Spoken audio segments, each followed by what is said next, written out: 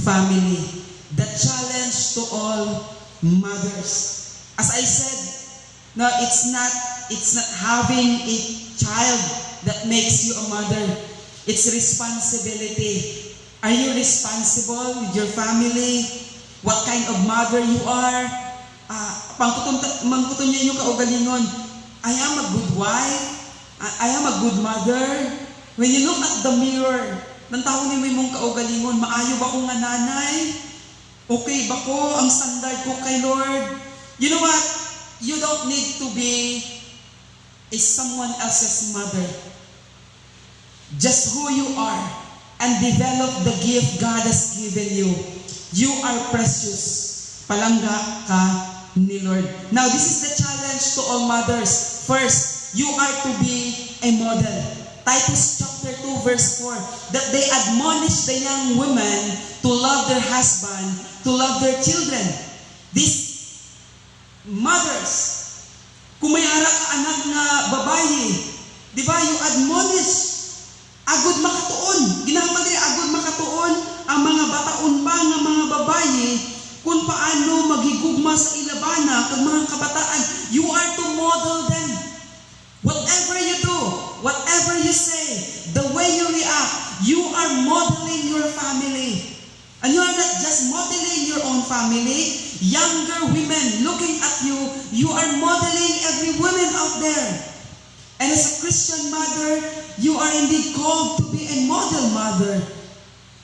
Now, ang pamangkot karon, ginamodel ko ba ang akon nga family, ang akon nga mga kabataan, in respect to their husband and to love their children? Kaya ang bata nila, manging apo mo na siya someday. Tama? So, modeling means creating kanang kaparehas nimo. Ibutang natin sa spiritual na term, discipling. Sa mga nanay, are you intentionally discipling your children, especially your children nga mga babae, to become a mother just like you? Nga makahambal sila, wala ko lahain nga desire. I want to become like my mother. Tama? Hindi na nga mag-abot pa sa punto nga ang ginamodel nila kung ara sa pelikula. Di ba? How to become just like this mother, or i-research pa nila sa Google how to become a good mom. How to become a model mother. Di ba?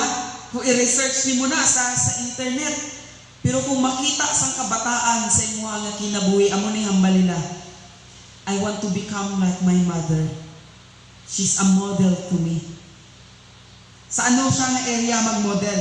No, hambal sa may Titus chapter 2. Makita nato na siya karon kung ano nga mga area nga kailangan i-model ang mga kabataan. Ikaduha, you are to oversee.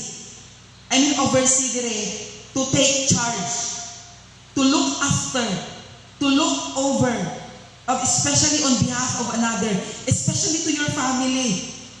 Now, bata nga, ang father is the provider, but sa Bible may record that ang nanay is to oversee her family and her children. Proverbs chapter 31 verse 14, pareho siya sa barko sa mga negosyante, nagadala siya sang pagkaon bisan halin pa siya sa malayo nga lugar. Aga pagid siya nagabugtaw, agod magpreparar sang pagkaon para sa iya pamilya, kag agod hambalan ng iya mga sulugoon nga babaye kung ano ang ila orobraho. Gina-oversee niya ang iya nga family. Gina-oversee niya ang iya nga mga trabahante. Or sa Proverbs chapter 31 verse 27, sa New King James, she watches over the ways of her household and does not eat the bread of idleness. Mapisan siya, kag ginatatap gid niya sing maayo ang iya nga panimalay. Dahil kinami, no? This is indeed a challenge to all the mothers na to look over your family. To look over your family. Millennials, mga nanay na nasulod sa subong nga generation. Wala na di. Para sa akon, by the grace of God, itong mga nanay bala nga 1980s, 1970s nga wala nagakompetensya ang cellphone sa pagbantay sa ila kabataan? Katubalang mga nanay nga wala sila sang lain buhaton ang ila kabataan lang ila ginatatap. Akong ano lang ang ara sa panimalay. Subong because of technology, may mga parents na hindi na nga kagwanta nga hindi makakapot sang cellphone, hindi na makalantaw sang TV, hindi na makakuti-kuti sa mga butang nila. But here is the model mother here, she is to oversee her family. Kaya gina-mention din, mapisan siya. Mapisan siya. She watches over the ways of her household. I miss parents, no, sa mga, kung pwede lang i-preserve sila, kung sa mga gamit pa, antique. Hindi. Mag-abot manuktok din ang kamatayon eh. But the challenge also to all the mothers is to disciple your children to become like you. Amo na nga kung kuhao naman ka ni Lord sa kalibutan nga ni, nagapabili ng ikaw, pinaagi sa imo anak. Discipleship. Ibig sabihin, no, you are to take charge. Dili ibig sabihin nga i-take over nimo ang responsibility sang husband, ang responsibility sang tatay. But you know what, in the Old Testament, even in the New Testament, not all, pero babae ang kaubra sa balay. Ilan na tanan? Babae ka sa tubig. Oh, babae ang kapanghimos. Ilan na? Trabaho. Kung may ara pa minsan, no, discriminate ang babae sa Old Testament, hindi kayo ginaslagi na mention. Mga tatay lang, mga responsibility lang sang mga father. But notice here, hidden man ang mga parents. That is because they are precious, especially nanay. Ang gold daw, ginapagawas-gawas na. Hindi bala tago, hindi bala ginaukay, ginapangita. It's because precious. And I believe mothers are precious sa atubangan sa Ginoo. Ano pa gid? You are to be a model. You are to oversee your family. You must be tender-hearted.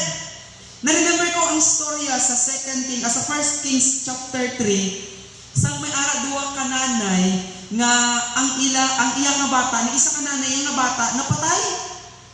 Ang gibuhat nga ginkambyo niya ang anak sang isa sa iya nga anak. Tapos karon ang basa nanay nga tinuod, ako na anak, ginkuha mo. So no, this is my child. Yours is dead. My child is alive. Tini nga nanay, maski bago pa anak, kilala niya yung bata. Kilala niya bata niya. No, this is my child. Mine is alive. Amo na ginambal niya. So nag-abot sa punto nga gindala kay Haring Solomon. Kag diri pinakauna ginpakita ang wisdom ni Solomon. Ang natabo, hambal ni Solomon, tagay ko sang espada. Ito nga unta ng bata. Ano ang immediate reaction? Ning fake na nanay, hambal niya, sige, ito nga unta ni. Patay kung patay, wala si may mag-angkon sa iya. Ning nanay nga ni dili sa tender-hearted. When you say tender-hearted, compassionate, showing love. Itong nanay bang kung magkasakit ang bata, Lord, please, tani ako lang. Hindi lang ang akon na bata. Tatanan na buta nga pwede niya buhaton para sa kabataan. Buhaton niya for the sake of her children. And this nanay, sugod siya. Okay lang sa iya nga tungaon. Pero ning tuod nga nanay was so tender-hearted. Amo ni hambal sa 1 Kings chapter 3. The real mother of the living baby was overcome with emotion, compassion. She showed his love for her son and said, "Oh no, master, give her the whole baby alive. Don't kill him." But the other said, "If I can have him, you can't have him. Cut away." Oh, grabe nga nanay. Di ba? Patay kung patay. Wala kaluoy, hindi siya tender-hearted. But this mother, kita mo no, grabe.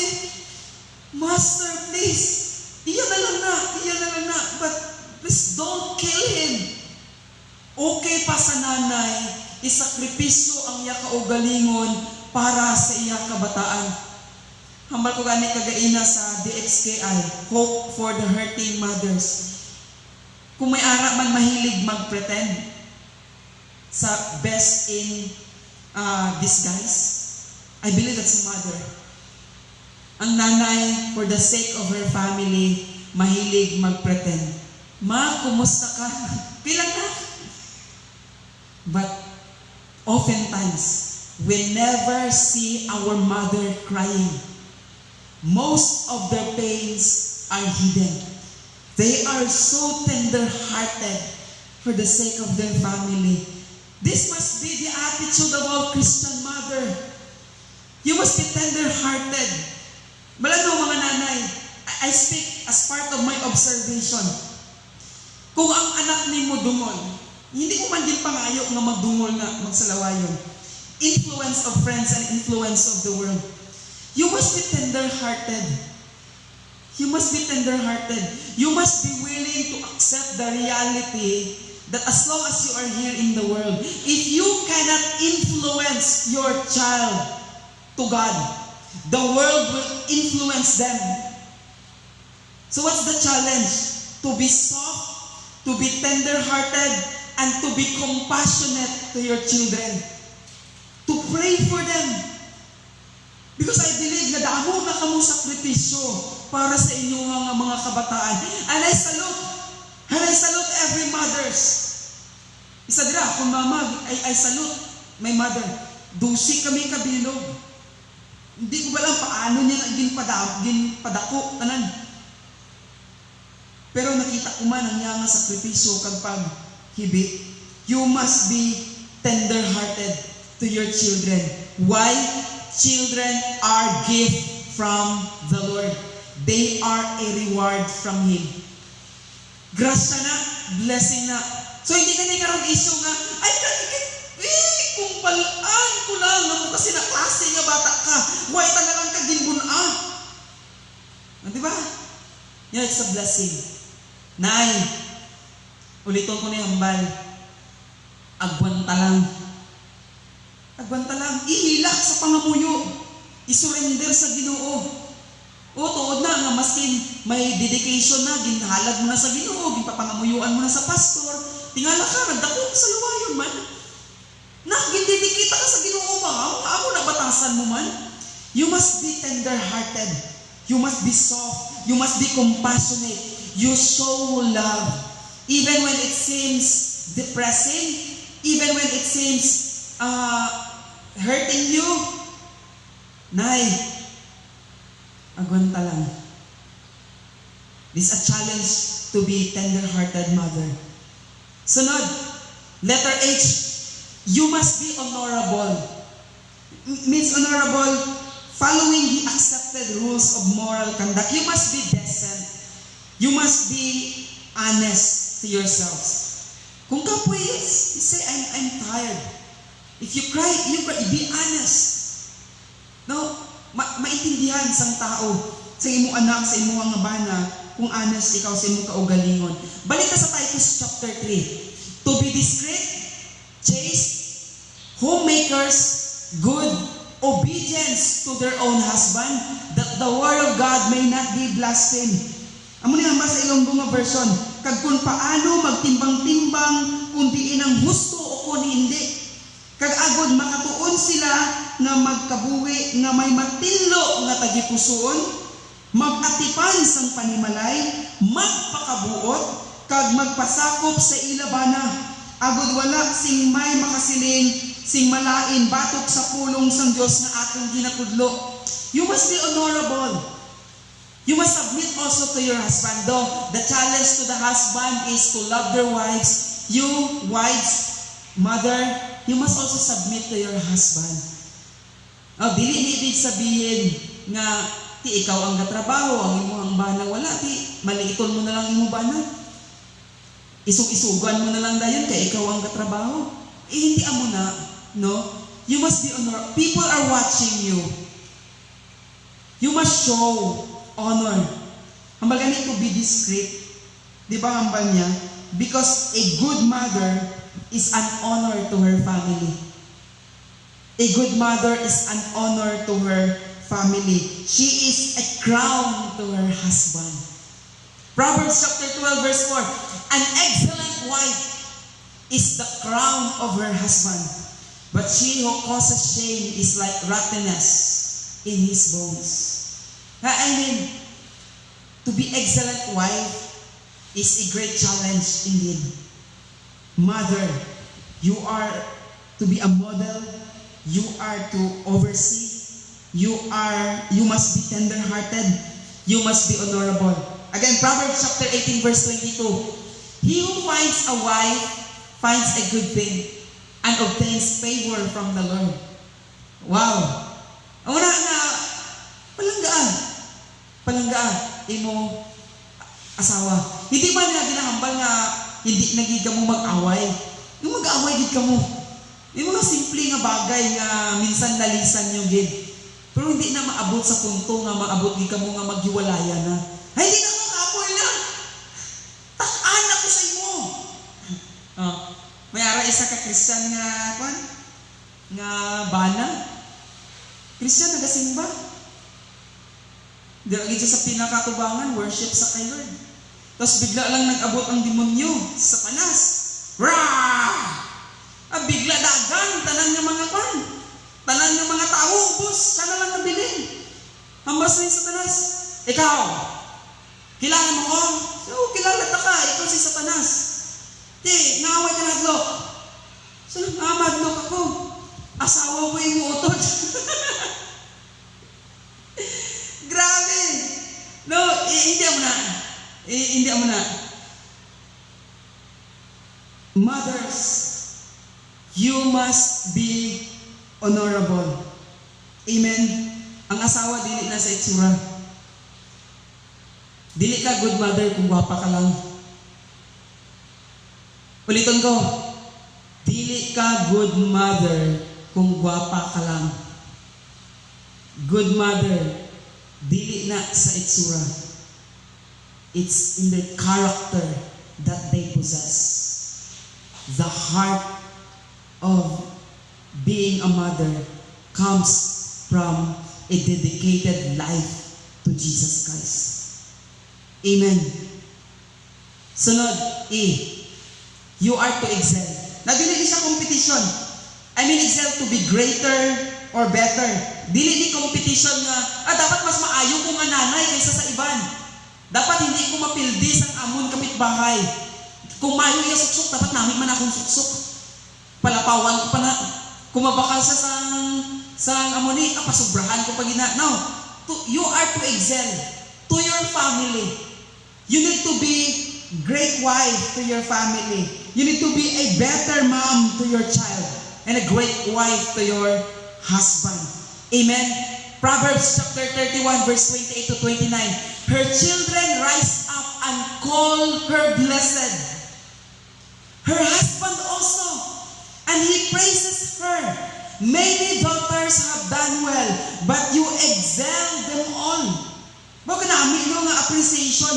Sa Ilonggo nga version naman niya, ginadayaw siya sang iya mga anak, kag amuman ang sang iya bana, nga nagasilin, madamo maayo nga mga asawa, pero ikaw ang pinakamaayo sa ilatanan. Mabilib ko minat sa mga kabataan, you are the best mom in the world. Nga daw sa punto, daw wala na lain nga nanay sa kalibutan. But in their own eyes, di ba? You are the best wife ever. Pamalalay ng mga asawa sa naol, magambal sinasamon. No, amen. You, husband, gina-appreciate ba ninyo ang inyong asawa? Ikaw, pastor, gina-appreciate mo yung asawa? Ako na naman karoon yung pamangkuton. Ay, appreciate nato ng atong asawa. Kung hindi nato na ginabuhat, let's learn. Let's learn. And wife, you are to excel. You need to be a great mother. You need to be a better mom to your family. Hindi para sa iban. kundi para sa imuha nga family. Daw ka namin, no? Hambalon nga maghambal ang anak. This is my mom. And I am proud that she is my mom. Nalipay di ko tungod sa ang akon nga nanay. Hindi ko siya pag-ikambyo. Amen? Lastly, you are to be a model. You are to oversee. You must be tender-hearted. You must be honorable. You are to excel. You are to be revered. Mother, you have to be respected. You are to be respected. Regardless of your situation in life, dapat ginarespeto ka. Mga kabataan, ulitong ko itong gagaina, do you show respect to your mother? Nga kung makapangayo ka sang baon, mang baon be. Mga nga kung nasudan. Mga may assignment na naman kami. Makasaya ka para magsad mo sa inyong mama daw, bangko nga, islukon mo lang sang itiin mo, maggawas ng kwarta, no? Hindi. I believe, they demand respect. Maskin, sino nga nanay, nagakinahanglan sang respeto. Maskin makapal ka pa nga, ang ako nanay. Daw hindi ka respeto eh. No. Nanay na sila. They need to be respected. Ano ang basang Titus chapter 2 verse 3? The older women likewise, that they be reverent in behavior, not slanderers, not given too much wine, teacher of good things. No? Ang basang ilonggo dire, lagayan mo ang mga gulang ng mga babae nga dapat maayo sila, maayo ang ilang pamatasan. Because kung maayo imo pamatasan, ginarespeto ka. Tama? Bilang mga babae na nagatuo sa Diyos. Now, Christian mothers, I challenge you. I speak as a pastor. Be responsible to your own life. You are to be respected. And the Bible says, bilang mga babae na nagatuo sa Diyos, dapat maayo ang inyo pamatasan. Dapat hindi sila mga kutso-kutsera o kung palainom. Dapat itudlo nila ang maayo. Ang pinakauna nga magrespeto sa imo, ang imo nga pamilya. Amen? That is a challenge to all mothers. Nay, mamang, mami, mother, mamsi, uma,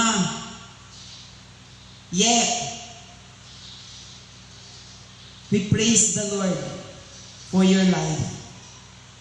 And we thank Jesus because it is Him that gave you the strength and the courage to fight the battles of life as a mother. May aray sa kalalaki, stop at a flower shop para mag-order some flowers to be wired to his mother who lived 200 miles away. As he got out of his car, he noticed a young girl sitting on the curb sobbing. He asked her what was wrong. Nagahilak ini nga bata, nagapungko lang dira sa kilid. Gipamangko sa sini nga lalaki, what's wrong with you? May problema ka. Why are you crying? I wanted to buy a red rose for my mother, but I only have 75 cents, and a rose costs $2. The man smiled and said, "Come on in. Come with me. I'll buy you a rose." So he bought the little girl her rose and ordered his own mother's flower. As they were leaving, he offered the girl a ride. Siya nga, ihatod ta na ka pa uli. And the girl said, yes, please. You can take me to my mother. And she directed him to a cemetery where she placed the rose on a freshly dug grave. And the man returned to the flower shop, canceled the wire order, picked up a bouquet and drove 200 miles to his mother's house. Appreciate your mother while they are still here. Di ko gusto ihambal ni, but listen, if you are a child listening to this message, ayaw bulata nga imong nanay nakahamyang na kag maghibi-hibi ka kag maghambal, mapalangga ta ka. Say that while they are still here. Say thank you while they are still alive. Appreciate them every day. Because dili tanan nagaabot sa pila ka mga edad. This child crying out, bought a red rose for her mother and bring that rose to the grave. Mga utod, I believe this is not just a day that we need to appreciate them. Every single day of our lives, since we don't know what will happen the next day of our lives, especially to our mothers, learn to love and appreciate them. Kung pumatsag mo, hindi sila maayo nga nanay, you pray to God. You pray for your mother. Kung pumatsagan mo, your mother is struggling, comfort them, encourage them. Makaya na to ni, makaya ta ni. And to all hurting mothers, mga nanay, you are our real heroes. I believe that God has given you, God is sending you to us because God knows that we needed you. And let it be that the world, as we celebrate Mother's Day, pag uli ni mo si mong balay, say, I love you to your mother and hug them. And make it an opportunity to appreciate your mother. Amen? Because they are God's special creation. God's special creation. The hand that rocks the cradle also makes the house a home. This is the prayer of the mother that keeps the family strong. Mother rises early in the morning and bats her day in prayer. She talks to God about her family and places them in His care. Mothers communicates her love in 1,000 different ways. When there's a need, she's there, whether it is night or day. Mother seasons life with love and gave so much of herself. And God placed in her the best He had and made her unlike anyone else. When challenges come our way and when trials block our view, Mother kneels down beside her bed and prays the family through. Mother is God's special creation. She is a light shining in the dark, illuminating the path for her family and pointing them toward God. Lord, salamat gid sa amon nga mga nanay. Thank you that you are so faithful to them. Thank you, Lord, sa mga challenges na ginalaw nimo nga i-go through nila to make them stronger. God, I pray for every mothers in the world. I pray that you will just grant the desires of their heart, O Lord. Nang ilahang kinabuhi, Ginoo, maging meaningful. Nga sila, Lord God, maging model. Maging overseer to their own family. Maging tender-hearted. Honorable. To be great in their own house. Lord, salamat, Gid, that they are to be respected. Lord, bisitahe ang kanyang mga nanay subong sa diin man sila. Ano man, Lord, ang ilahang mga sitwasyon subong. God, I know that you see them. I know that you care for them. Lord, kung may mga conflict man sila sa family, relationship between their husband and their children, Lord, I pray for your divine intervention. I pray for comfort. I pray for strength. Let your Holy Spirit, Lord God, magpatunga sa tanan ng mga relasyon, Lord God, sa family. Kung sabihin, Lord, Christian home. We ask for a Christian home. And to all hurting mothers, God, I pray, kung ano man ang mga kasakit na Lord, please, God, I ask, grant peace in the lives of our mothers. Be with them right now, Lord. Salamat, Gid, that they are God's special creation.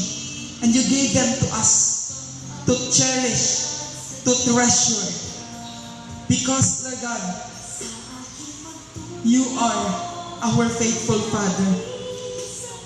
Lord, I pray, whatever the things that disturb them, perhaps that comes from the past or worries about future, Lord, I pray that you will give wisdom to all our mothers in every decision na buhato nila. So that, Lord, ang ilahang na life will be honorable. Salamat, Lord, for listening to us today, O God. Ginasalig namon sa imo ang kinabuhi isang amon nga mga ginikanan. Kag ginapasalamatan ikaw sa pangalan ni Jesus. Amen. God. Amen. Sa tanan ng mga nanay nasa liwat, please listen to this song. Motivate yourselves and tell your heart to beat again. Let us ponder and meditate upon this song.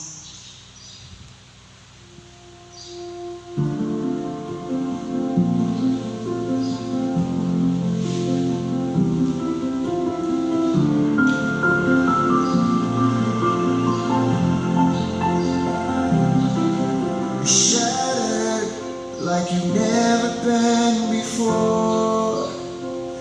The life you knew in 1,000 pieces on the floor. Your words fall short in times like these. This world drives you to your knees. You think you're never gonna get back to the you they used to be. Tell your heart to beat again. Close your eyes and breathe in. Let the shadows fall away. Step into the light of grace. Yesterday is a closing door. You don't live there anymore. Say goodbye to where you've been. And tell your heart to beat again.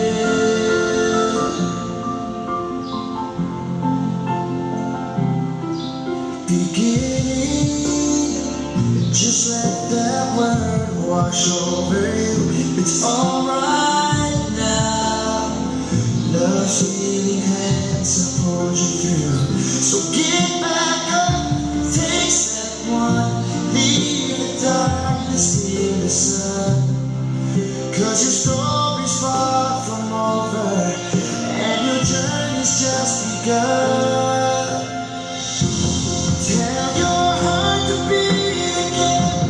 Close your eyes and breathe in.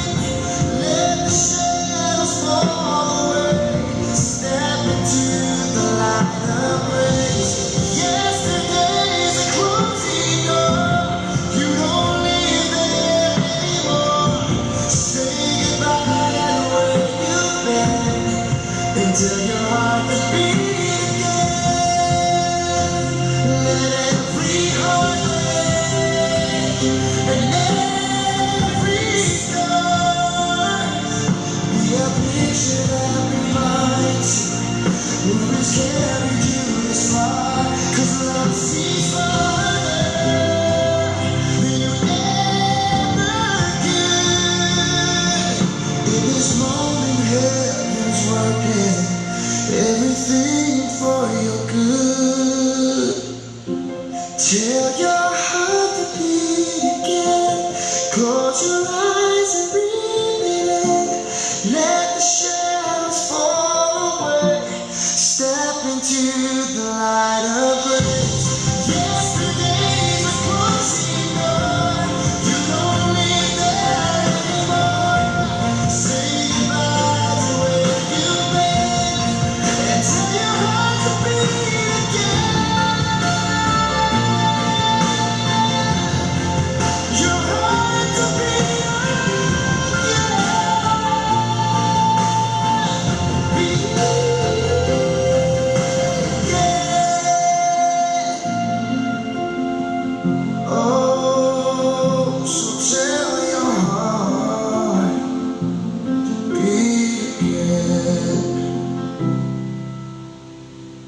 Sa liwat Lord, salamat gid sa imong nga grasya o kaluoy sa kinabuhi namon. Samtang kami Ginoo nagapadayon sa pagkinabuhi sini nga kalibutan, salamat that you will continue to sustain us, that you will continue to protect us, and you will continue to guide us. Lord, I speak favor to those who are in need right now. I speak provision, and I speak blessing upon blessing to your people, and I speak healing to those who are in sick beds right now. Salamat for visiting us, Lord God, especially, Lord, to those who are in need, Lord, na kinahanglan gid sa imuha nga presence, sa imuha nga intervention, sa ilaha nga kinabuhi. God, nagapasalamat kami nga kung paano mo, Lord, tumanon ng imuha nga kabubuton sa matag adlaw nga tanan. Nagasalig kami sa imo, and we put our trust in you. Kag salamat, Lord, nga ang imuha gid Ginoo nga kabubuton ang matuman sa kinabuhi namon sa matag adlaw nga tanan. We continue to pray for all government officials, especially here in South Cotabato. Salamat, Lord, that magbalik na kami sa normal. Ikaw, Ginoo, mag-bless sa South Cotabato nga ma-experience namon, Ginoo, ang victory over COVID-19. Ang Pilipinas, Lord God, will experience victory over this pandemic. Lord, thank you, God. Wala pa, Lord, sa final update kung makabalik na gid